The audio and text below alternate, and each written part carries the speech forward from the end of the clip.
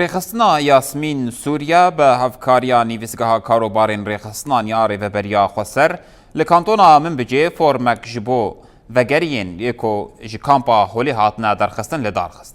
Nûnerên rêveberiya Xweser Meclisa Gel hêzên ewlekariya hundirîn desteya karobarên civakî, rewşenbîr û siyasetmedarên Minbicê beşdarî formê bûn. Di formê de mijarên çawaniya tevlîkirina kesên ku ji kampa Holê vegeriyane nava civakê de hat nîqaşkirin. Lîvîzgeha karobarên rêxistin û rêxistina Yasmîn destnîşan kirin ku armanca wan avakirina hevgirtina civakî ye.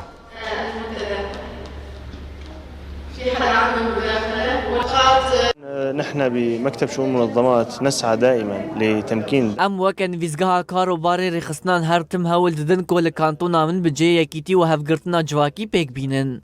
Ev hevgirtin û yekîtî tenê bi kesên ku ji kampa Holê vedigerin re sînordar nîne. Di heman demê de tevlîbûna kesên derbedarkirî û yên ji Tirkiye û Libnanê vedigerin û yê ji kampa Holê vedigerin jî dihewîne. هم سواء العائدين من النازحين او العائدين من لبنان.